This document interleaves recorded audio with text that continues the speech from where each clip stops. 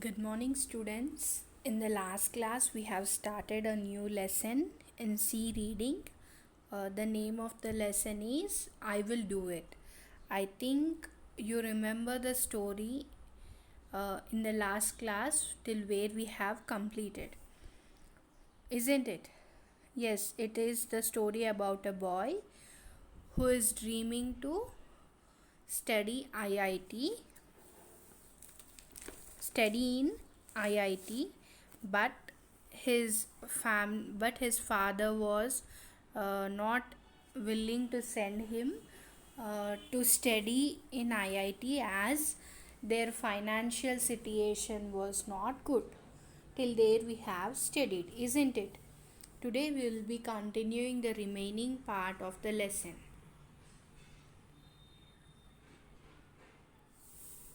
His father was sad that he had to tell the bitter truth to his son, but it could not be helped. The boy had to understand reality. So his father was sad because, as his father was not able to send his son to study IIT, his father was sad. So that he had to tell the bitter truth to his son means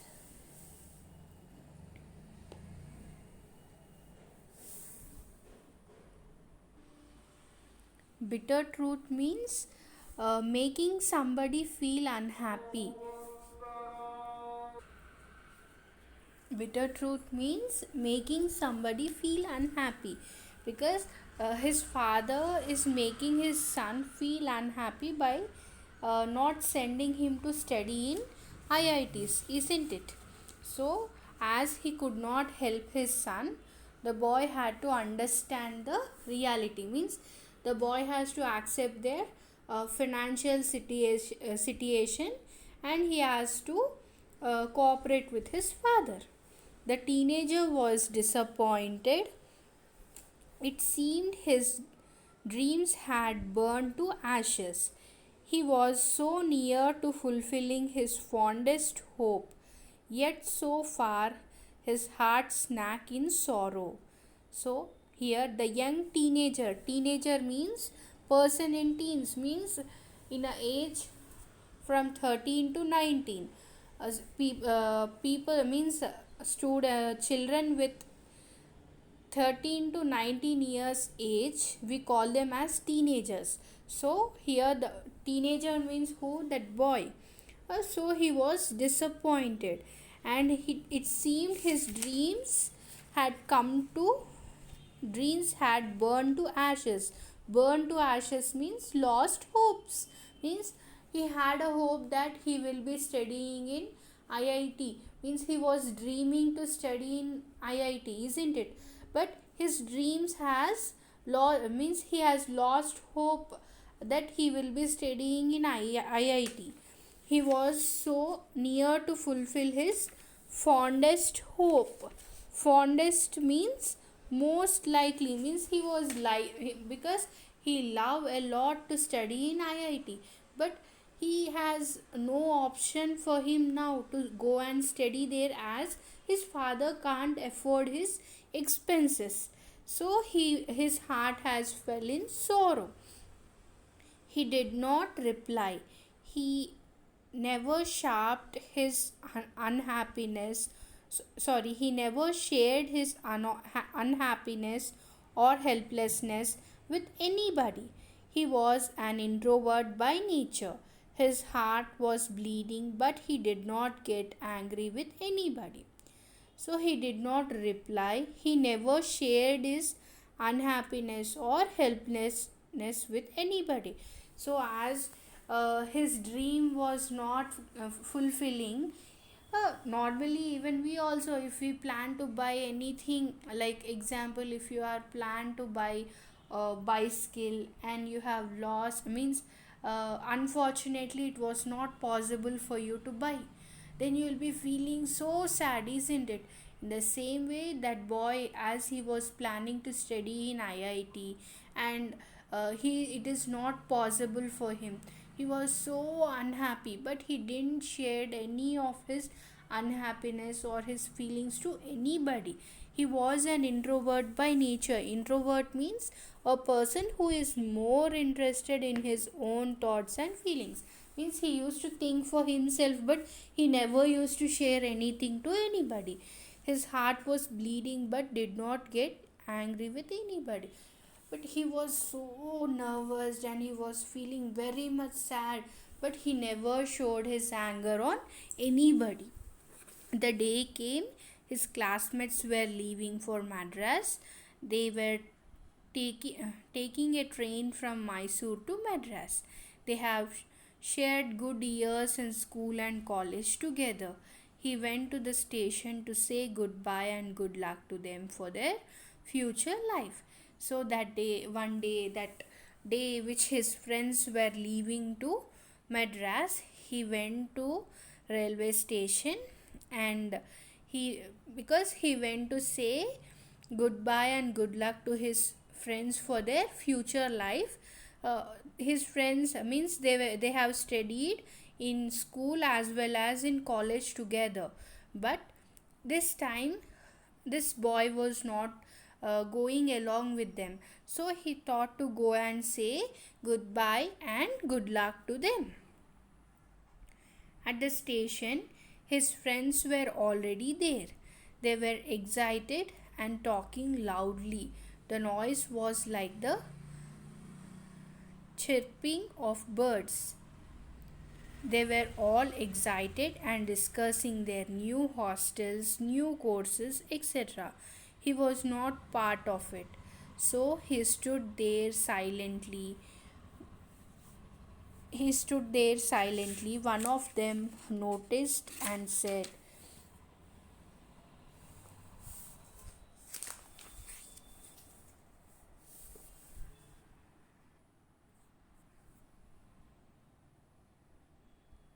"You should have made it."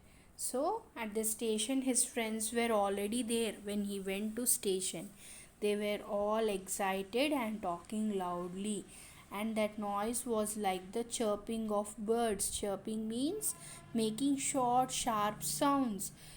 So they were all excited and discussing their new hostels, new courses, etc. So but he was not part of it, because as he is not going along with them, he stood silently by listening to their discussion about their new hostel and courses. So while he was silent, one of his friends noticed and said, "You should have made it. Means you also should have come along with us." He did not reply to that. He only wished all of them. They waved at him as the train slowly left the platform. So when his one of his friends said like that, he was quiet, means he didn't reply to them, and he wished all of them uh, good luck, and they waved at him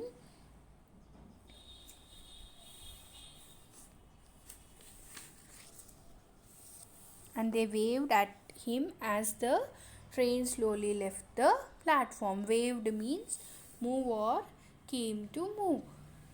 Means normally when any of our relatives or friends, when they are leaving, will be standing in the on the platform and will be saying bye for them, isn't it, by waving our hand. In the same way, their friends were also waving to him while the train was slowly leaving the platform. He stood there even after he could no longer see the train or the waving hands. It was the June of 1962 in Mysore city. Monsoon had set in and it was getting dark. It had started to drizzle. Yet he stood there motionless.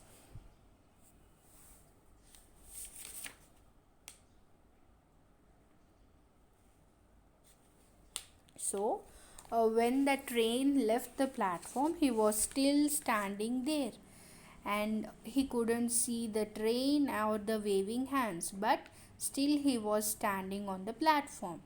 And it was the month of June of 1962 in Mysore city. So the monsoon had set in and it was getting dark, and it had started to drizzle. Drizzle means light rain or sprinkle. Yet he stood there motionless.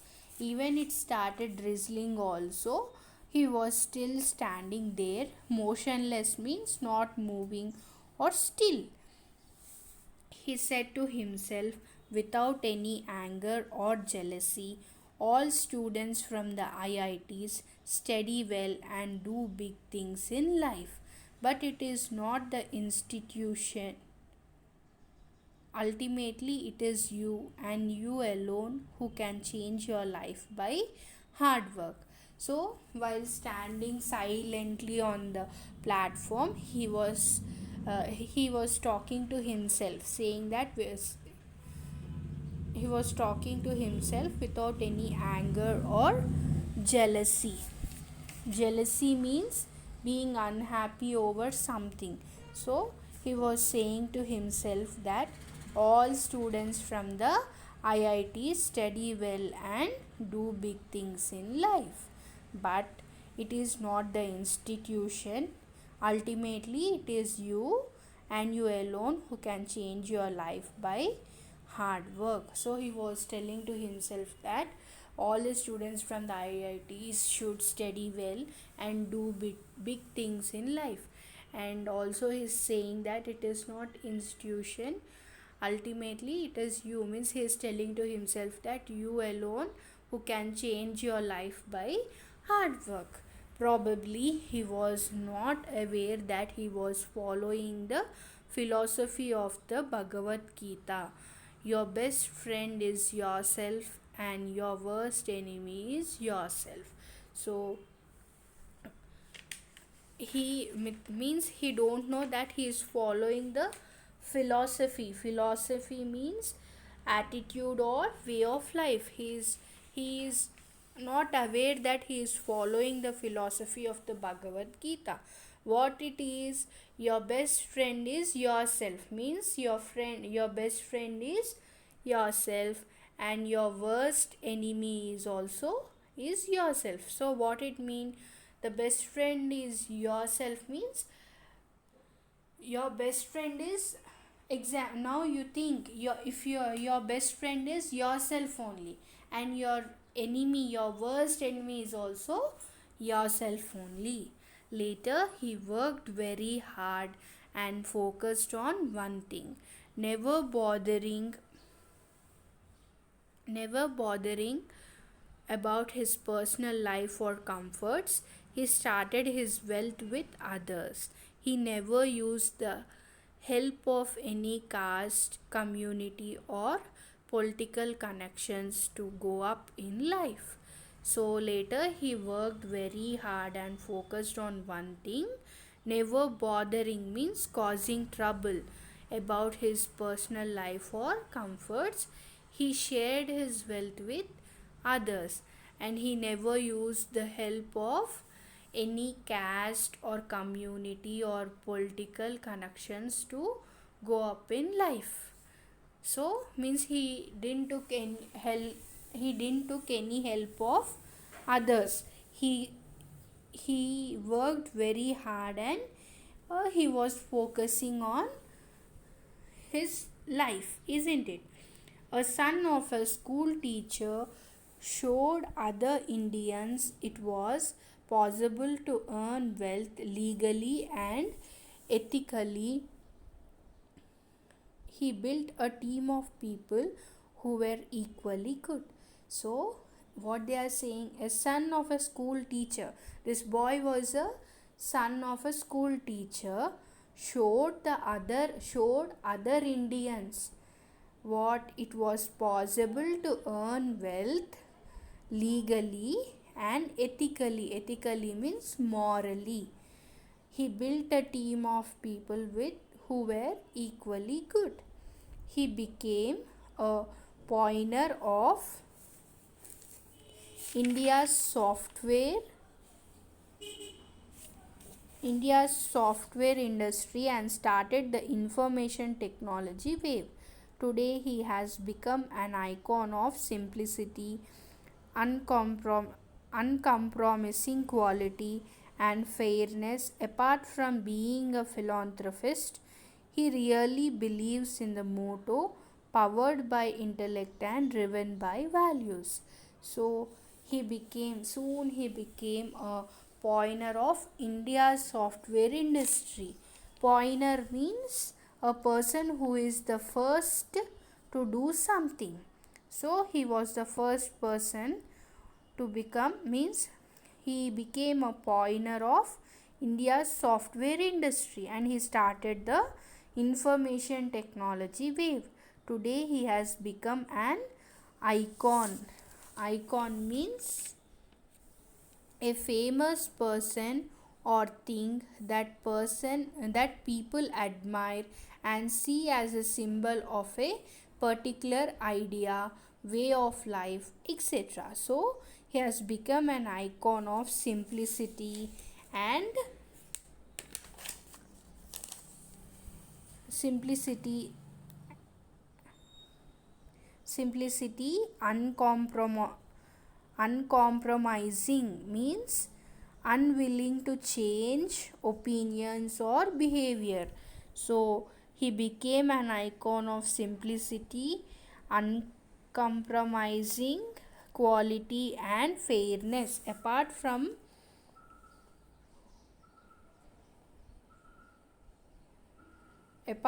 being a philanthropist means one who devotes his service or wealth for the love of mankind. He really believes in the motto powered by motto means short sentence or phrase chosen and used as a guide. So he really believes in the motto powered by intellect and driven by values. So he follow that motto. What is that? Powered by intellect and driven by values. So he became a pioneer of India's software industry and started the information technology wave, and he has become an icon of simplicity and uncompromising quality and fairness, apart from being a philanthropist. And he believes in the motto what it is, powered by intellect and driven by values. He is none other than Nagavara Ramarao Narayana Murthy, the founder of Infosys, a leading IT company in the world. So actually till now we have studied about a boy and that boy is none other than Nagavara Ramarao Narayana Murthy. He is the founder of Infosys, a leading IT company in the world. I think you all know about Infosys, which is an IT company. So he is that person who who is the founder of that Infosys is Nagavara Ramarao Narayana Murthy.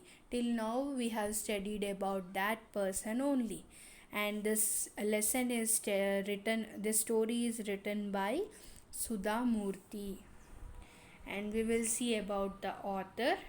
Sudha Murthy, the wife of N.R. Narayana Murthy, is an Indian social worker and author. And who is Sudha Murthy? She is the wife of N.R. Narayana Murthy. Means she has written the story of her husband only. So she has written the story. I will do it about her husband, and she is an Indian social worker and author also. Murthy began her professional career as a computer scientist and engineer. She is the chairperson of the Infosys Foundation. She has founded several orphanages, participated in rural development efforts, supported the movement to provide all Karnataka government schools with computer and library facilities, and established the Murthy Classical Library of India at Harvard University. Murthy also teaches computer science. She composed fiction Dollar Sauce. The present story is a selection from one of her most successful stories, How I Taught My Grandmother to Read and Other Stories. So, this lesson is an extract from her successful story, and the name of that story is How I Taught My Grandmother to Read and Other Stories. So, this is about the author, and there are some hard words: teenager, disappointed, fondest, introvert, bleeding, chirping, jealousy, institution, philosophy, bothering, ethically, uncompromising, philanthropist, Infosys. And there are some meanings. Teenager, person in teens, means age from 13 to 19. Introvert, a person who is more interested in his own thoughts and feelings. Chirping, making short sharp sounds. Ethically, morally, burned to ashes, lost hope. Philosophy, attitude or way of life. Uncompromising, unwilling to change opinions or behavior. Philanthropist, one who devotes his service or wealth for the love of mankind. And your home assignment is write hard words and meanings in your notebooks. Students, I have given you hard words and meanings separately, and I want you to write them in your notebooks. Write the hard words neatly without any spelling mistakes and learn the spellings of all those words, and also write the meanings neatly without any spelling mistakes and learn them. And we will be continuing the remaining part of the lesson in the next session. Thank you. Have a good day.